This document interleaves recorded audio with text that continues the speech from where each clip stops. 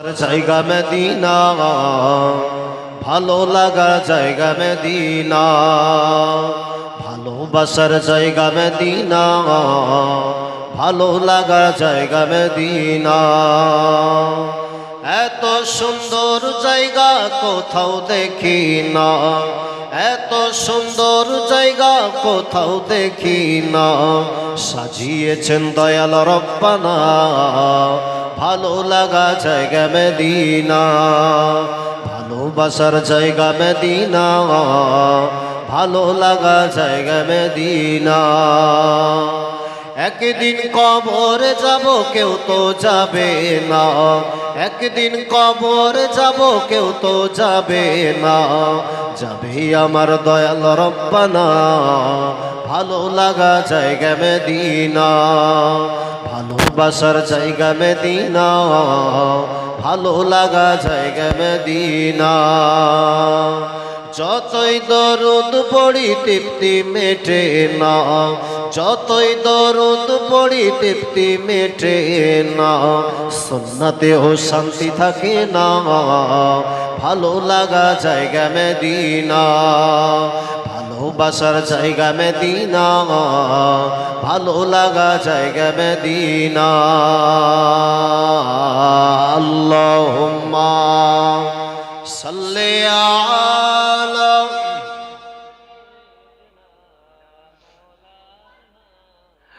ওয়ালা আলি সাইয়্যিদিনা।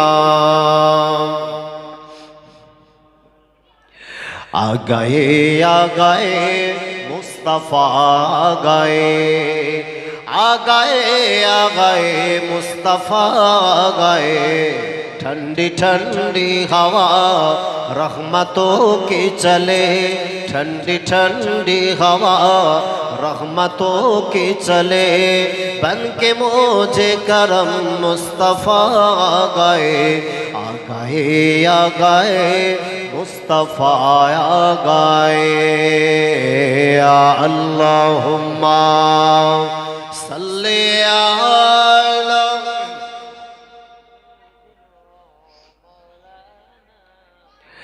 वअला आलि सय्यिदिना। आमिना का मुकद्दर सवार गया,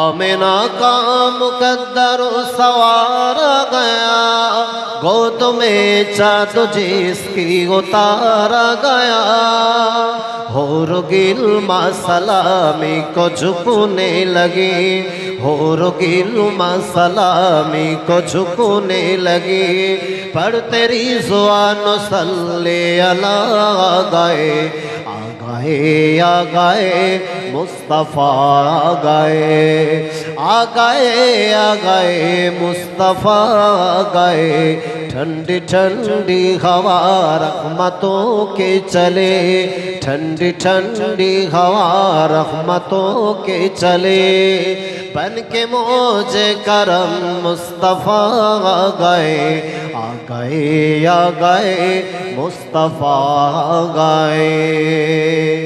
आमिना का मुकद्दर सवार गया,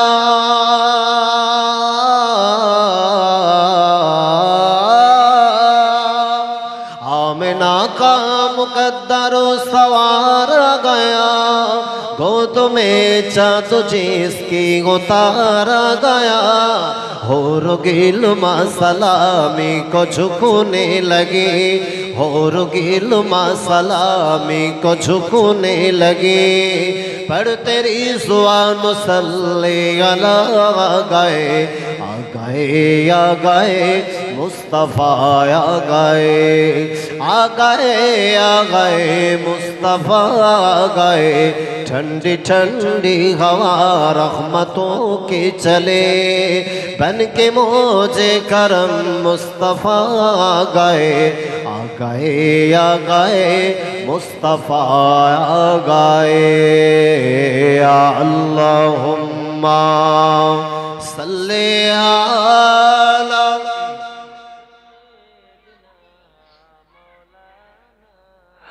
وعلى آله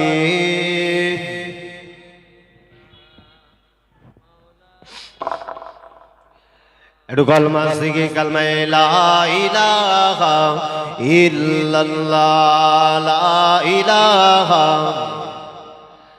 লা ইলাহা ইল্লাল্লাহ মুহাম্মাদুর রাসূলুল্লাহ সাল্লাল্লাহু আলাইহি ওয়াসাল্লাম। সম্মানীয় উপস্থিত দিনদারদি পরহেজগার মুত্তাকি মুসল্লি ভাই বাবাজিরা, আল্লাহ পাকের দরবারে জানায় লাখো কোটি শুকরিয়া যে আল্লাহ পাক পবিত্র মাহে রমজানের বিদায় লগ্নে, পবিত্র মাহে রমজান বিদায় নেওয়ার পরে পবিত্র শাওয়াল মাসে পুণ্যময় একটি রজনীতে আল্লাহ পাক আমাকে আপনাকে পছন্দ করে ভালোবেসে এই সুন্দর একটি আল্লাহর পছন্দনীয় দিনী শিক্ষার মাহফিল আমাকে আপনাকে একজন উপযুক্ত দিনের শিক্ষা অন্বেষণকারী হিসাবে বসিয়েছেন। কৃতজ্ঞতা স্বরূপ সকলে একটিবার জবান ছেড়ে বলি আলহামদুলিল্লাহ। তারপর জানাই আমাদের নবী বিশ্ব নবী পাক মাজার মুকদ্দাসে আমাদের অন্তরের অন্তরস্থল থেকে কলিজা নিংড়ানো দরুদ ও সালাম সকলে বলি সাল্লাল্লাহু আলাইহি ওয়াসাল্লাম। আবার ভাইয়েরা, যেহেতু পবিত্র মাহে রমজান আমাদের কাছ থেকে বিদায় নেওয়ার পরে গোটা বিশ্বে উম্মতে মুহাম্মাদি একটা মাস ধারাবাহিকতার সঙ্গে মাহে রমজানের রোজা পালন করে ঈদুল ফিতরের নামাজ আদায় করে গোটা বিশ্বের কাছে একটা সুন্দর খুশির বার্তা পৌঁছে দিয়েছে। টোটাল আল্লাহ পাকের মুমিন বান্দাগণ ঈদের মাঠে যখন একত্রিত হয়, একে অপরের সঙ্গে আলিঙ্গন করেন, ভাব বিনিময় করেন, ভ্রাতৃত্ববোধ বন্ধনে আবদ্ধ হন।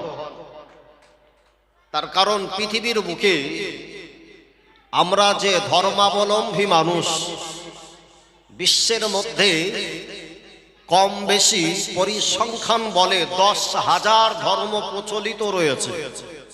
তার মধ্যে আমার ইসলাম হচ্ছে একটি ধর্ম। এই 10,000 ধর্মের ভিতরে ইসলাম হলো একটি ধর্ম, যে ধর্মের শব্দার্থ হিসাবে আমরা যেটা ব্যবহারিক সূত্রে ব্যবহার করি নাম হচ্ছে শান্তি। যে ধর্মের শব্দের অর্থ যদি হয় তো শান্তি, তাহলে সেই ধর্মের ভিতরে একটা শান্তি বিরাজ করবে। পৃথিবীর বুকে আমি ইসলামকে শ্রেষ্ঠ বলি, যেহেতু সেই ধর্মের আমি একজন ধর্মাবলম্বী ব্যক্তি বলে। কিন্তু গায়ের কম অমুসলিম ব্যক্তির কাছে আমার ইসলামকে শ্রেষ্ঠ বলতে গেলে তার পিছনে আমার অথেন্টিক রেফারেন্স দিতে হবে। মুখে শুধু আমি ইসলামকে শ্রেষ্ঠ বললেই এতটুকুই এনাফ হবে না। তাহলে ইসলাম শ্রেষ্ঠ হবার পিছনে তার উপযুক্ত তথ্য প্রমাণ যদি আমি পেশ না করতে পারি, সেক্ষেত্রে আমার ইসলামটাকে অমুসলিমের কাছে সৌন্দর্যবান হিসাবে পরিস্ফুটিত করার ক্ষেত্রে আমি ব্যর্থ হব।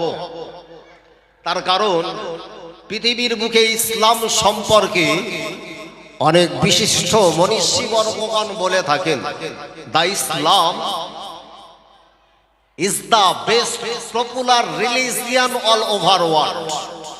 গোটা বিশ্বের বুকে ইসলাম এমন একটা ধর্ম যে ধর্মের জনপ্রিয়তা গোটা বিশ্বব্যাপী মানুষের কাছে পৌঁছে যাওয়ার কারণে এই বর্তমান 2025 সালে দাঁড়িয়ে যে সমস্ত মানুষ ধর্ম পরিবর্তন করে এক ধর্ম থেকে অন্য ধর্মে ফিরে আসে, যারা বেশি বেশি ধর্ম পরিবর্তন করে অন্য ধর্ম যারা গ্রহণ করছেন, যে ধর্ম মানুষ অ্যাকসেপ্ট করছেন ও ধর্মের নাম হলো ইসলাম। একবার জোরে বলুন সুবহানাল্লাহ।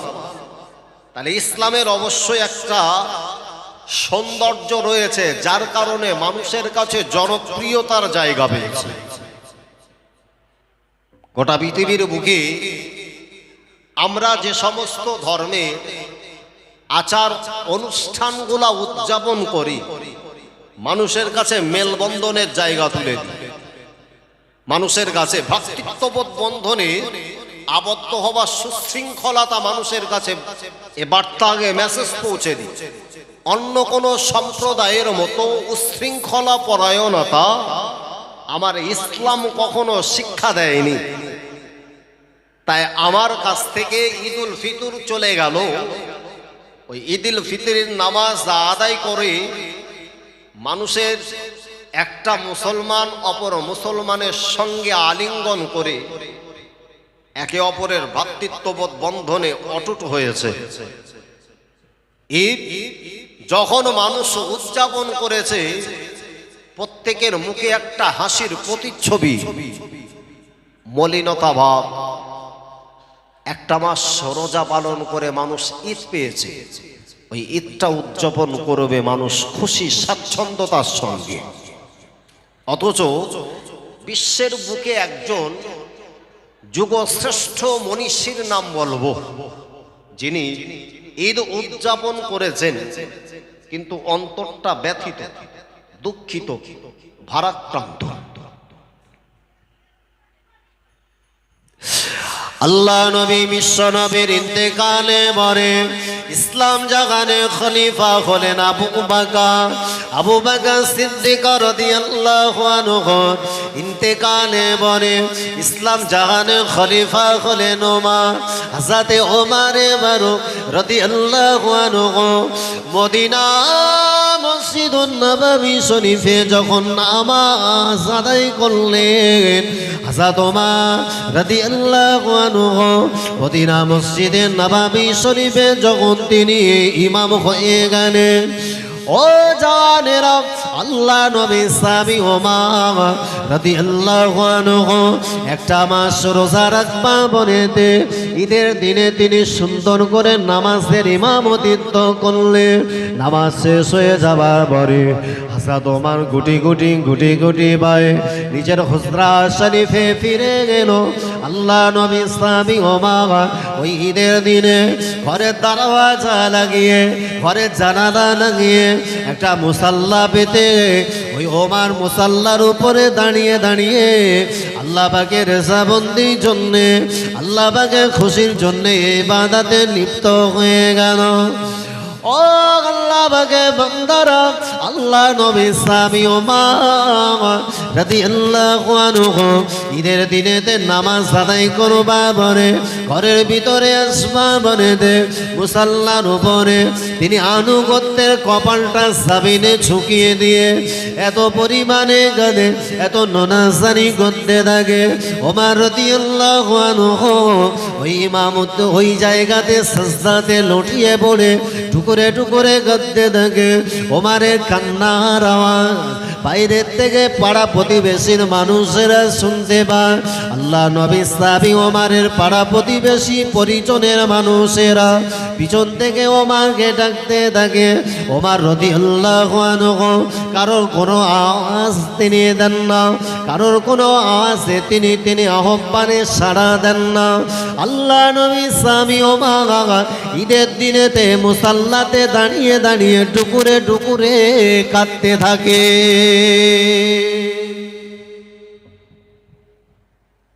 তামাম বিশ্বের মানুষ যখন ঈদ উদযাপন করছেন, দেহে একটা খুবই আনন্দ উল্লাসের প্রতিচ্ছবি সকলের মুখে। অথচ ঈদের দিনে ওমর নিজের ঘরে এসে নামাজের পাটিতে দাঁড়িয়ে দাঁড়িয়ে হাউ হাউ করে কাঁদতে লাগেছে। এই কান্নার আওয়াজ বাইরের থেকে নিজের পরিবারের মানুষগুলো শুনে আশ্চর্যিত হয়ে গেলেন। ঘরের দরজা খুলতে গিয়ে দেখে দরজা লাগা, জানালা লাগানো।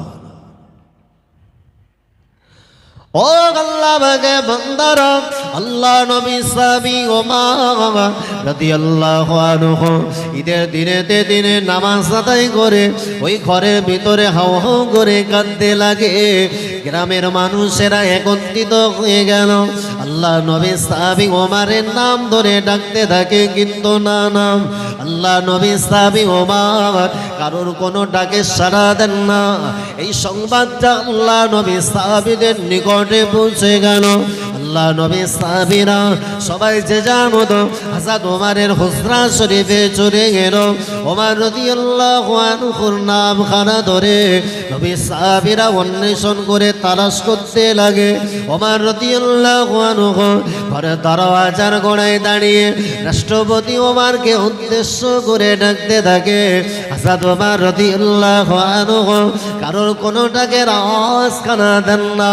আল্লাহ নবী সাহাবী ওমর কিছুক্ষণ পরে ঘরের দরওয়াজা খুলে দিলে, জানালা খুলে দিয়ে ঘরের বাইরে বেরিয়ে এসে লক্ষ্য করে দেখে টোটাল মদিনা মানুষেরা ওমর রাদিয়াল্লাহু আনহুর ঘরের সম্মুখে এসে দাঁড়িয়ে আছে।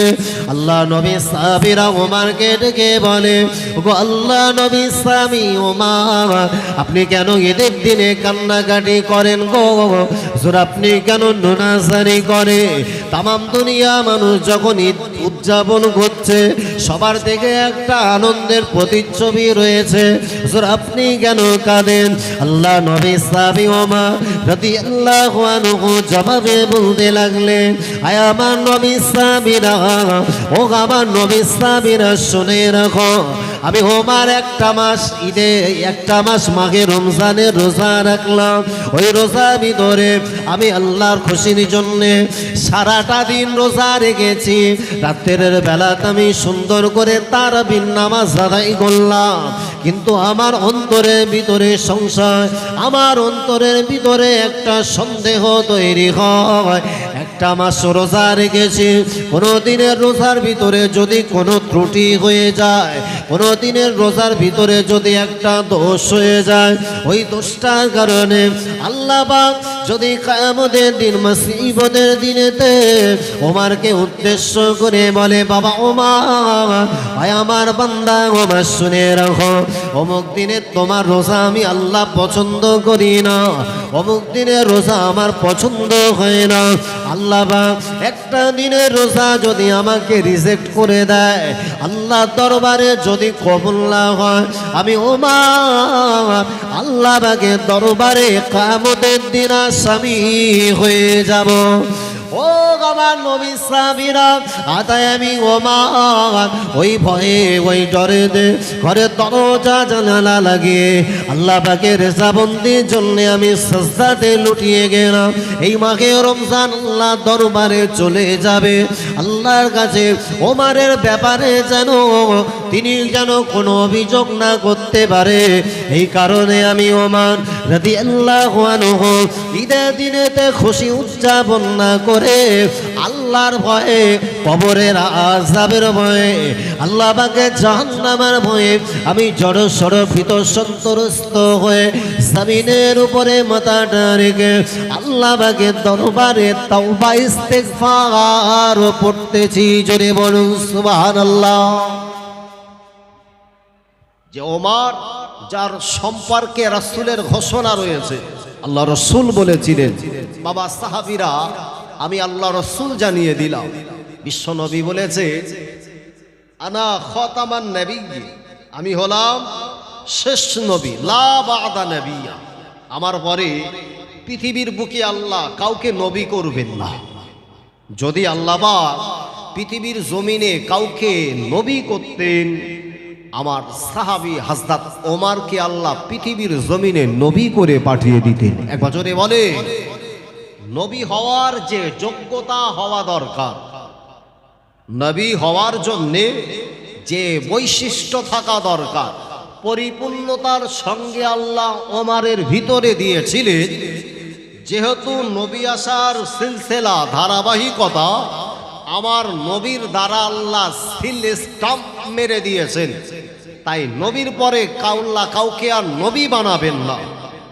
যদি আল্লাহ কাউকে নবী করতেন, ওমরকে নবী করতেন, তাহলে নবী হওয়ার পুঙ্খানুপুঙ্খে যোগ্যতার হকদার ছিলেন হযরত ওমর। এক বছরে বলুন।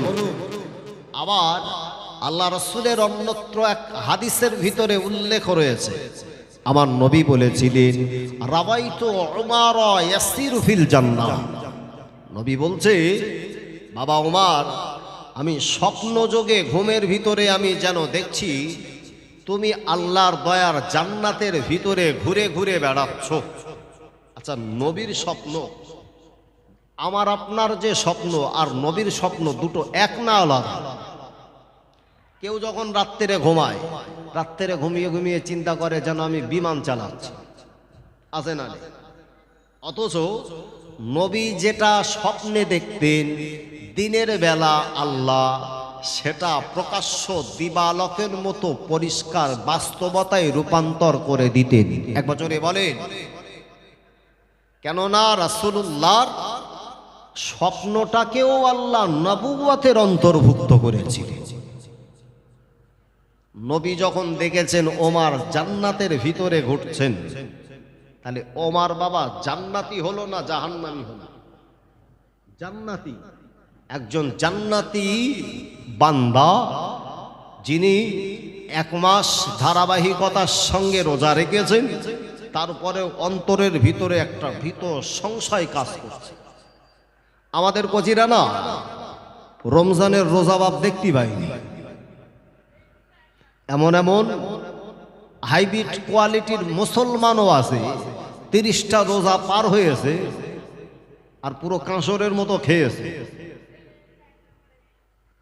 এমন মুসলমান আমার যুব সমাজ, ইয়াংস্টার, বর্তমান সময়ের যুব সমাজ রমজান এসেছে, রমজানের রোজা হয়তো একটা পালন করেছে, কিন্তু যেভাবে ঈদ উদযাপন করেছে যেন টোটাল 30টা দিনের রোজা ধারাবাহিকতার সঙ্গে আদায় করেছে, এবং রাত্রির বেলা সারা রাত হয়তো তাহাজ্জুদ পড়েছে। ওজন্যই আন্দুলপোতা, ইকোবার, সায়েন্স সিটি পার্ক আমাদের কচিদের ঠেলায় পুরো শোর গরম করেই আছে। এর ভিতরে না আছে আল্লাহর ভয়, না আছে আল্লাহর জাহান্নামের ভয়, না আছে কবরে যাওয়ার জন্যে বিন্দুমাত্র সংশয় আর চিন্তা। যারা কবরস্থ হন, আল্লাহ রাসূল বলেছেন যে সমস্ত মানুষগুলা কবরবাসী হয়, কবরবাসী বান্দাদিগের অবস্থাটা হয় অনুরূপ একটা সমুদ্রের মাঝখানে যদি একটা পিপিলিকা পিঁপড়ে ফেলে দেওয়া হয়, ও যেমন হাবুডুবু খায়, কোনো কুল কিনারা খুঁজে পায় না। কবরবাসী মৃত ব্যক্তির কবরের বাস্তব চিত্রটা হয় ঠিক অ্যাজ ইট ইজ। আহা, যারা আজকে ঈদের দিনে ঈদ উদযাপন করে দুনিয়ায় ডিজে বক্স বাজিয়ে সুন্দর করে ঈদ উদযাপন করেছে, এও মুসলমান। আর রাষ্ট্রনেতা হযরত ওমর ইবনুল খাত্তাব তিনিও মুসলমান। কোন ওমরের কথা বলে? আহা, আল্লাহ নবী সাহাবী ওমর রাদিয়াল্লাহু আনহু মদিনা মসজিদুন নববী শরীফে নবী সাহাবী ওমর রাদিয়াল্লাহু আনহু ঈদের দিনে দিনে নামাজ আদায় করে যখন তিনি বাড়িতে এসে এত কান্নাকাটি করতে লাগে, নবী সাহাবীরা হতবাক হয়ে যাওয়া পরে হযরত ওমর বললেন, আয় আমার নবী সাহাবীরা শুনে রাখো, আমি ওমর রাদিয়াল্লাহু আনহু, আল্লাহ পাক পৃথিবীর জমিনে আমাকে একটা রাষ্ট্র নেতা বানিয়েছে। আমি ওমর রাদিয়াল্লাহু আনহু, আমি যখন মুসলিম জাহানের খলিফা, আমি রাষ্ট্র নেতা হওয়ার পরেতে আমি ওমর আমার নিজের কলিজা ছেঁড়া সন্তান, নাম হলো তার আব্দুল্লাহ, তার জন্য একটা নতুন বস্ত্রের ব্যবস্থা করতে পারি না। বাবাজি, আল্লাহ নবী সাহাবী ওমর রাদিয়াল্লাহু আনহু দিনের ব্যাপারে কতটাই তিনি দৃঢ়তার সঙ্গে জীবন যাপন করতেন। আল্লাহ নবী সাহাবী ওমর রাদিয়াল্লাহু আনহুর কাছে একটা মানুষ সংবাদ দিয়ে দিল, ওগো নবী সাহাবী ওমর শুনিলেন, আপনার ছেলে কিতাবের ভিতরে যার নাম দেখতে পাওয়া যায় আবু সাহামা, ওই আবু সাহামা আপনার ছেলে মদ্যপান করেছে। আল্লাহ নবী সাহাবী ওমর রাদিয়াল্লাহু আনহু কথাটা শুনবার পরে মনটা বড় খারাপ হয়ে গেল, মনটা বড় মলিন হয়ে গেল। আহারে, আমার ছেলে যদি মদ্যপান করে, আমার ছেলেটাকে উপযুক্ত বিচার করতে হবে, তবে হব আমি পৃথিবীর জমিনে একজন উপযুক্ত রাষ্ট্রনেতা। অন্যের ব্যাপারে যেমন বিচার করি, নিজের সন্তানের ব্যাপারে তেমনটাই বিচার করা লাগবে।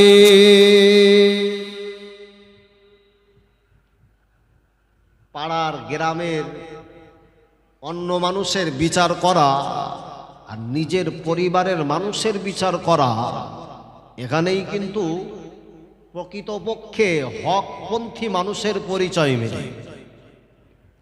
নবী সাহাবী ওমর রাদিয়াল্লাহু আনহু শুনলেন ছেলে মদ খেয়েছে, এখন এই ছেলের বিচার রাষ্ট্রপতি ওমর নিজে করবে। যদি না করে তাহলে তামাম বিশ্বের মুসলমানেরা বলবে ওমর অন্যের ব্যাপারে বিচার করতে পারে কিন্তু ছেলের ব্যাপারে পারে না।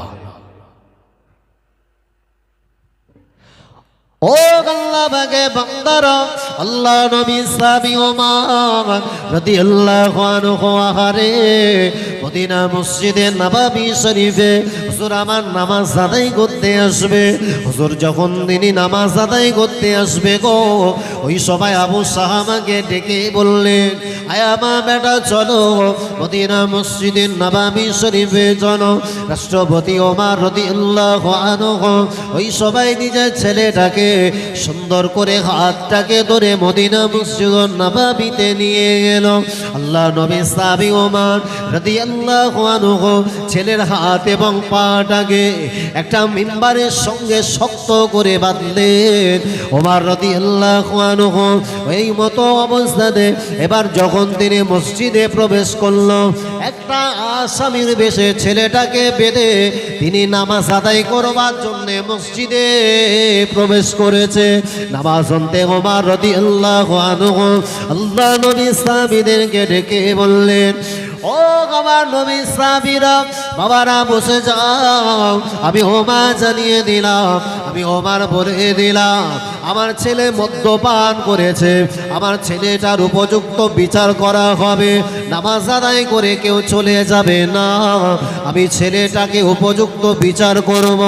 নবী সাহাবীরা হতবাক হয়ে যায়, আহারে অন্য ছেলের ব্যাপারে ওমর কেমন বিচার করে, আর নিজের ছেলের ব্যাপারে ওমর রাদিয়াল্লাহু আনহু একজন মুসলিম জাহানের খলিফা কেমন বিচার করে দেখার বড় আগ্রহে সবাই দাঁড়িয়ে গেল। আল্লাহ নবী সাহাবীরা ওমর রাদিয়াল্লাহু আনহু ছেলেকে বেষ্টন করে দাঁড়িয়ে ওমর রাদিয়াল্লাহু আনহু বলে, ওগো জাল্লাদ, আমার ঘর থেকে চাবুক নিয়ে এসো।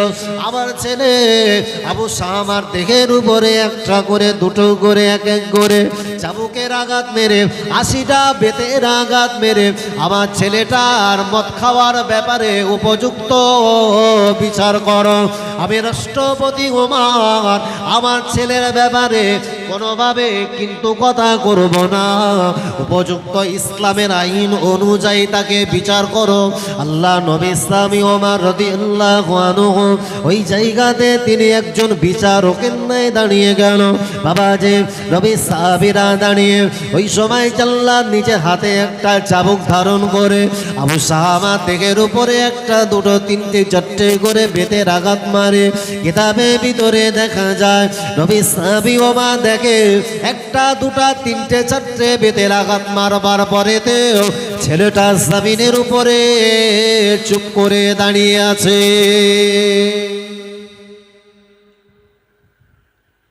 যার দেহে আঘাত করা হয় ও কিন্তু জমিনে চুপ করে দাঁড়িয়ে থাকার কথা না। আঘাতের পরিমাণ তো হয় যদি খুবই তীব্র আকারে, একটা বেতের আঘাতে জমিনে লুটিয়ে পড়বার কথা। আমার ন্যায় সম্মুখে দাঁড়িয়ে রইলে ছেলেটার দেহের উপরে একটা বেতের আঘাত মেরেছে। জমিনের উপরে আবু শাহমা দাঁড়িয়ে দুটো তিনটে চারটে করে আঘাত মারবার পরেও ছেলে জমিনের উপরে নড়ে না। ও আল্লাহ বাগে বান্দারা, আল্লাহ নবী সাহাবী ওমর রাদিয়াল্লাহু আনহু ওই সবাই তিনি জাল্লাদকে ডেকে বলল, ওরে জাল্লাদ শুনে রাখো যে আল্লাহ আমার উপরে কত বড় একটা হুকুম দান করেছে। আল্লাহ নবীর উপরে আল্লাহ তাআলা যে ইসলামের বিধান দিয়েছে আমার ছেলেটার মারার ব্যাপারে, কেন তুমি এখানে সরলতা প্রকাশ করো?